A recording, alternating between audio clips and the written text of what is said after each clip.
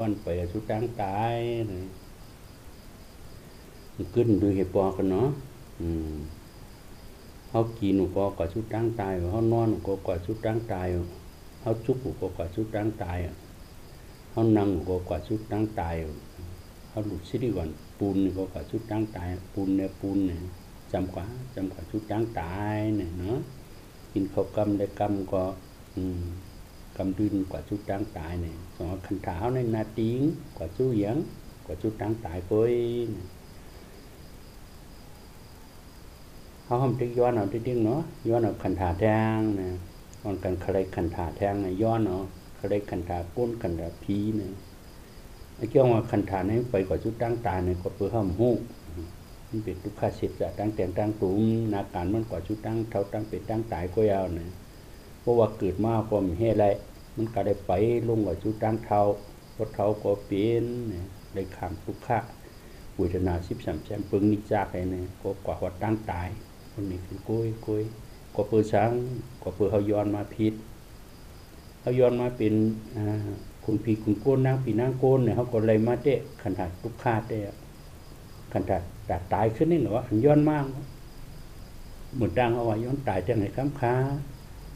เขาขาดตายมานำหนาเนี่ยมันไปปีเจอมันไปปีหินหนีย้อนตายทางนินคาตั้งวันไหนเขาขาดเป็นก้นเนี่ยตายไปปีหินย้อนเป็นผีเหตุตายอินห้าก่อนกันย้อนชุดนาการขันฐานเนี่ยมันไปกว่าชุดตั้งตายมันจะมีการทั้งเลยกว่าชุดตั้งตายมันมีนาการทั้งขันฐานเนี่ยเนาะก็เปิดห้องหูเดี๋ยวเขาย้อนมากำไรจงเขาดีย้อนทางเนี่ยวนสอนไปดีย้อนเนาะดีย้อนนะเพราะย้อนเนี่ยก็มันก็ตายขึ้นเนี่ยเนาะจงว่าเขาหลุมโมอิ่มโมจานตั้งตายตั้งปิ่นตั้งตายในลูกกระไม้เนี่ยเขาหลุดใช้ด้วยเนี่ยเนาะนั่งนอนขึ้นพื้นตรองนั่งตาเขาเนี่ยก็ใช้แหละเมื่อมันยักเป็นรูปเนี่ยอ๋อลองเปลี่ยนลองตายในลูกที่สาตีเย็นวางมาหรือไงลูกที่เลยเตะดังพอดีสันเทมาได้มันเคยมาเขามาเปลี่ยนมาตายของแน่ป้อมเลยเตะพอดีสันเทเพราะในแต่มันเลยเขาเลยเปลี่ยนเลยตายอ๋อจากที่เนี่ยลูกกระมาแน่ในพอมาใส่ด้วยเพราะในลูกตีกามลูกตีไก่กำบสิกำนอกกำได้มาได้อ๋อจากที่แน่เนี่ยเขาห้ามอ่อนกว่าเมติกามที่กูกามก้อยก็ปือกามได้มาเลยจัดที่ของเขาได้กว่ากูกามกวยเนาะมันกว่าเมกิวเมกิ้งเมกามสุโขได้เต้นทับกามใครเฮี้ยงเฮ็ดมันทำมาเลยจัดที่เองเนาะก็จัดที่ก็ทำเท่าให้ตายนะสองพิษเนี่ยพิษตีแปดเนาะที่เต็มดูเลยข้างในอ๋อกามเนี่ยดูเลยปึงอิงเนาะเขาไปเฮ็ดพิษให้ปึงอิงกามเนี่ยก็มันกว่านิพพานได้มันมาสูงขึ้นแต่ได้เปลี่ยนเองพวกกามันก็สาติก็จรามรณะในเส้นทางขันธ์อ๋ออันนี้เอาเท่าเอาเปลี่ยนเอาตายเนี่ยก็เป็นสาติของนายสาติก็มันจะเก่าป้ากำกามือป้ากำกามาเพราะว่าในเหตุกายกรรมบสิกรรมนอกกรรมเอาตัวเหตุสุภาษิตจำในมาลายสาตินายกามก็ว่ามันเยี่ยวที่เก่าโกยนี่ว่าเนาะนะเขาที่กว่ากูกามว่ามันเยี่ยวที่เก่าโกยว่าก็เป็นอุปทานเนอก็เลยเหตุกามแน่ที่เต้นได้ป้ากำอุปทานเนาะส่วนคนเลยเหตุกามห้องได้กว่าอ่อนกันกูกามที่เต้นได้ลูกกูอุปทานเนาะก็เป็นอุปทานเสือจะเป็นนึกกามอุปทานนึกกรรมกุงอายุ5 ป้าจะเป็นมีมเติกที่ทุปทานเนื้ออายุพิษเปิงที่จะเป็นอิ่มเติกแต่ว่ากามอุปทานที่ทุปทานศิลปตุปทานจะเป็นเนื้ออาจารย์ชัดอัตตาวัตุปทานจะเป็นเนื้ออันว่าอุปเปิงไรนะอัตตาเนี่ยคือทางวัตถุกับของเจ้าอุปเปิงไรเนี่ยที่เต็มอุปเปิงไรมันเป็นกลุ่มอนัตตาเนี่ยเขาก็จะแปลนพิษแปลนก็เปิดจะแปลนพิษแปลนอุปทานเนี่ยจงก็เลยเฮ็ดกายกรรมบสิกรรมนอกกรรมไม่จงก็มาเป็นสาติพี่ลองทดลองตายเพราะนั้นก็ลองทดลองเป็นลองตายในปากรรมอุปทานโน้เนี่ยอุปทานว่ามันกากเวปากรรมตนาป้อมมิตรนาอุปทานจังจะแปลนก็ได้เนาะก็เปิดตนาเนี่ยก็ปือกามาตนาใครเปียวมุนนึกกรรมกุงอายุ5 ป้าเพราะว่าตนาใครเปียวมุนนะเพราะว่าจัดหวานวิเพราะตนาดูได้เปียวเพราะตายเย้าเนี่ยก็ปืตนา3 ปึงแล้วก็เลยจะแป้นในตนาก็ว่ามันจะปากรรมมันหัวปากรรมตนาอุปทานก็ว่ามันจะปากรรมมันปากรรมตนาองเนี่ยเนาะก็ปืตนาใครเปลี่ยนในก็จะแป้น ก็อุปทานจะเปลี่ยนก็เลยเหตุการณ์บ่เหตุการณ์มันก็เลยขึ้นจากที่ลองเท่าลองเป็นลองตายเนี่ยอันเล็กจะลองเท่าลองเป็นลองตายนี่ก็เปื้อตนาอิ่มเตื้อองตนาว่ามันจะป้ากำบุยตนาสังก็เลยเป็นตนาเนี่ยเนาะป้ากำบุยตนาอันว่ามี5อันยุคบุยตนาสิงห์สังขารวิญญาณเนี่ยเพิ่นมีซ้อมกันขณะ5ป้าเหตุการณ์ประการมันให้เป็นรูปซ้อมกันนั่นน่ะเพราะว่านั้นก็ป้ากำขณะ5ป้าเฮาขึ้นเนี่ยตนาว่าป้ากำขณะ5ป้าก็เลยฮักเลยเกือกก็มีขณะ5ป้า2ได้จังฮักทีแล้วมันจังฮักทีแล้วเนาะก็เปิ้มีขณะ5ป้ายุคน้ำตูเจอเนี่ยตนาก็ขึ้นฮักขึ้นกรรมกุงอายุ5ป้าเนี่ยก็ฮักในยุคน้ำคันธาเพราะว่าเนี่ยก็จัดป้าเนี่ยก็ฮักเนื้อตนาเนื้อขณะ5ป้าเฮาเนี่ยวิพากษ์ตนาเนี่ยก็เลยเหตุการณ์เมื่อการเรื่องก็เปิ้ขณะ5ป้าเฮาเนี่ยก็เปิ้ขณะ5ป้าก็เลยฮักเลยเกือกเป็นตนาเพราะตนาเลยฮักเลยเกี่ยวก็อุปราณจะเปลี่ยนเพราะอุปราณจะเปลี่ยนก็ขึ้นได้เฮ็ดกรรมมาเพราะว่าเหตุการณ์กายกรรมวจีกรรมนอกกรรมเพราะเหตุการณ์มันก็เลยขึ้นจาติเพราะมีจาติเพราะมีลองเท่าลองเป็นลองตายอันเอาเท่าเอาเป็นเอาตายนี่ก็ปื้อขณะ5ป้าลงในเนี่ยเนาะก็ปื้อวุยตนาของนั่นวุยตนาว่ามันจะเก่าป้ากำพัดชาป้ากำทัดคำทัดโหลดทัดโปได้ก็เลยฮับลองดิมดีปานกลางนั่นป้ากำพักกูโฮคูตาหูกำลังรีดดูเจออายุ6ป้าโหลเฮเปลี่ยนมาเจอเนี่ยจังหวัดติตาเนี่ยก็ยุคที่ห้างก็ยุคขาโหลกันนะเป็นมาเจอหันเนี่ยพักกูโฮคูตั้งอายุ6ป้าในพักกูโฮคูก็ยุคอายุ6ป้าก็ยุคอันโปมาห้ามจุส่งอันโหลกันน้ำโปมาหนามเป็นเจ้าหู้ก็เปิดทัดคำทัดโหลทัดโปได้ก็เปลี่ยนเวทนาริมดีปานกลางได้ก็เปิดเวทนาเล่จงก็เป็นตนาคลายก็เปิดตนาคลายได้อุปทานจะแปนก็เปิดอุปทานจะแปนได้เลยให้กายกรรมวจีกรรมนอกกรรมเลยเอาตัวให้ชั่วบาจะจามก็เปิดเลยให้กายกรรมวจีกรรมนอกกรรมเลยขึ้นในจาติก็เปิดเลยจาติเลยมีลองเท่าลองเป็นลองตายอันเอาลองเป็นลองเท่าลองเป็นลองตายเนี่ยก็เปิดพัชชาลงพัชชามามันจะป้ากำพักตูโคคูเนี่ยว่าเนาะก็มีพักตูโคคูเนี่ย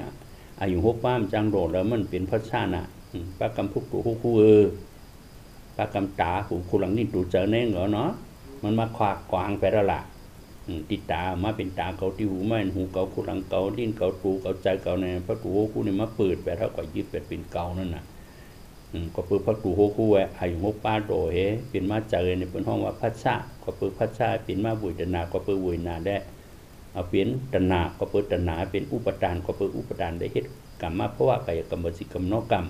ก็เปิดเลยเหตุกายกรรมวจีกรรมนอกกรรมเอาตัวให้ชั่วบาจะแกมได้ขึ้นในจาติเปิดจาติเลยมีลองเท่าลองเป็นลองตายอันได้เป็นลองเท่าลองเป็นลองตายแน่ก็เปิดพักตูโคคู่ของแน่พักตูโคคู่ว่ามันจะเก่าก็เปิดยุคนามเนาะพอมียุคนามมันต้องไปจังเกิดพักตูโคคู่น่ะเนาะก็เปิดยุคนามคันถาแน่ยุคนามมาขนาดป้าเฮานั่นขึ้นนึงกันเนาะก็เปิดยุคนามตูจะก็เลยเป็นพักตูโคคู่เคยเปิดแทนเพราะมียุคนามพักตูโคคู่จงก็จังกว่าเปิดก็แล้วจังเปิดเนาะก็เปิดมียุคนามนั่นแหละพักตูโคคู่ก็เลยเปิดก็เปิดพักตูโคคู่อายุ6ป้าโหลเป็นมาเจอเป็นพัชชาก็เป็นภาษาก็กูขวิตนาก็กูขวิตนาก็ตนาอะไรแค่เป็นอุปทานจะเปลี่ยนในเหตุกายกรรมวจีกรรมนอกกรรมก็ได้เหตุการณ์มันก็เลยขึ้นจาติก็เลยจาติก็มีลองเท่าลองเป็นลองตายเนี่ยอันเอาเป็นลองเท่าลองเป็นลองตายแน่ก็เปิดยุคนามองง่ายเนาะยุคนามมันจะพระกรรมเลยเตปริสันเทวิเงียเนอร์เนี่ยนั่นน่ะเนาะพระกรรมเลยเตปริสันเทวิเงียนป้อมได้เตปริสันเทวิเงียนเพราะในความแล้วยุคนามตูเสือเนี่ย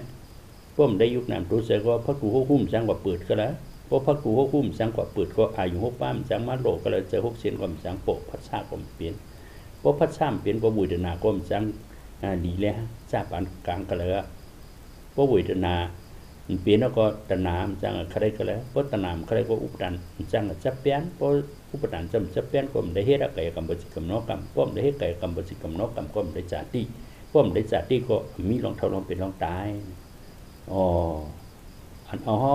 เท่าให้เป็นเหตุตายเนี่ยก็เพื่อพระก็เพื่อจาติปฏิสันติวิญญาณเนี่ยประมาณนับโดยหนึ่งก็เนาะ มีเกาเปิงนั่นแหละอันเอาเฮาเท่าให้เป็นให้ตายนะก็เปิดสาธิปริสันเทวิญญาณสาธิปริสันเทวิญญาณนี่ก็เปิดเผยก็เปิดสังขารให้การพิจารณา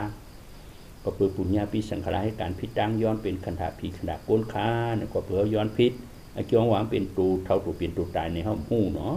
นั่นน่ะหมายว่าเหมือนตั้งเฮาย้อนเท่าย้อนเป็นย้อนตายย้อนเป็นคุณผีหน้าผีคุณโกนนางโกนในมือห้องหู้น่ะเนาะเอาให้การตัดหน้าเปิดบ้านสินศิลาเอาย้อนเป็นคุณผีหน้าผีคุณโกนนางโกนย้อนเป็นสัตเทย้อนเป็นเจ้าเป็นจอมเนี่ยจอมหนังเขาโมย้อนเขาก่อนกันย้อนอีแต่ขันธาเขาในเคลมั่งขันธาคะเลขันธายังก็ย่อเนาะมันกว่าชุดตั้งเท่าตั้งเป็นตั้งตายก็เนี่ยเขาหู้น่ะเขาก็ได้ย้อนพิษมันเดียวจองเขาจะย้อนแทงมันทำย้อนดีๆกูเนาะกูตั้งเท่าตั้งเป็นตั้งตายเนาะย้อนเนาะก็ย้อนก็เลยติดๆกันเนาะก็เปิดย้อนอ่ะปุ่มเนี่ยพิสังขารแต่หน้าตั้งหลูได้เฮ็ดหลูสินก็เลยเป่าเขาก็ย้อนพิษไปน่ะเตียงหลูมุ่งถึงนิพพานเนาะกำในเขาให้การแต่หน้าเปิดบ้านสินศิลาเนี่ยเขาหลูมุ่งถึงนิพพานเนี่ยเนาะเขาบอกว่าเขาจอยศาสนาคาเนี่ยว่าอันโดนอันเดิมมีหังว่าก็ยังงานเขาหลูแห้งปูแห้งเจอแห้งหยันปีหยาเขาแห้งกุจักคู่ของเขาเนี่ยมนซื่อหลูในศาสนาจอยศาสนาถึงกว่าเป็นตาศาสนาถึงกว่า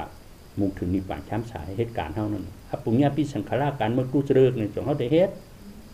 บ่เฮ็ดเนี่ยก็กดลุกนั่นแหละเป็นตริสันปิกตาอสุรเกกว่าได้คันธาเปงเนี่ยเข้มเดียเนาะนี่แค้นขันจังนะอันนี้จะพิสังขารเนี่ยกว่าเป็นคันธาตูสางก็เป็นหุ่นจักเสร็จจ้ะจงเขาได้เฮ็ดแล้วเนาะบ่จะเขาหนีมาเขายักคันธายุคนามเป็นรูปไปแล้วนะมันก็เป็นสมถาวิปัสสนาเนี่ยเป็นเส้นทางมุขพระจีเนี่ยเขาเส้นทางออกหลอดเส้นทางเพเนี่ยเขาก็เลยไปซ้อมมาเนี่ยอันเอาเป็นร่องเกิดเขาเป็นตาในมีหลายเปิงมีเกาเปิงเนาะมีเกาเปิงเนาะก็เปิงสาติก็เปิงกามก็เปิงอุปทานก็เปิงตนาก็เปิงวิตนาก็เปิงพัสสะก็เปิงพัตถุโหคูก็เปิงยุคนามก็เปิงเตปฏิสันเทวิญญาณนั่นน่ะมีเกาเปิงเนาะสังขารได้เปลี่ยนอันปูนมาขึ้นลาได้สังขารก็เปิดวิสายนะอวิชามของจักเสจสิปะเลยสังขารไอ้การพิจารณาเนี่ยปูนมานะแต่เนื้อกวาดจัดในเฮามีเนื้อเกาเปิงเนี่ยมาปิ่นลองทดลองปิ่นลองตายแน่เนี่ยจำนวนหอปันตราเนี่ยก็บูนสอนทางฝั่งมันเนาะพอมาเจ็ดสิเตะก็เปิงเขาย้อนพิษเด้เพราะห้ามย้อนพิษเนี่ยก็เขาอยู่กว่าเนื้อตราก็กัดยินกว่าที่เดียวคำนั้นก็เปิดอะไรมากคันธาตูเปิดเขาเป็นตายของเนี่ยเขาถือไรตัวที่คือเพราะอิ่มเพราะจานนั่นน่ะใจเขาอย่าไปกว่าจับแป้นกระไรแทงเพราะกระไรแทงก็ขึ้นกว่าไรคันธาก็มันไปชู้ทั้งตายเหรอเนาะก็เป็นในกำลังก็ทุกขนาดไหนเอาเนี่ยนั่นคือพอตีออกปูน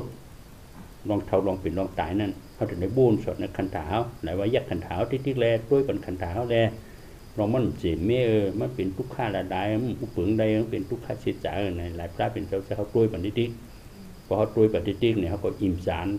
ก็สู้เนี่ยโอ้เนี่ยตรากันได้เนาะจำหนังตะกามีดังเขาซ้อมพักบ้านเนี่ยเลยมากำเก็บแถมสวยศิลาสัมผัสปิญญาศาสนาเขาย้ำเดี๋ยวในอันมุมมองต้องการคลายเก็บปีนุนในโลกการในติกาธรรมปีจุดเต็มต้นเสีย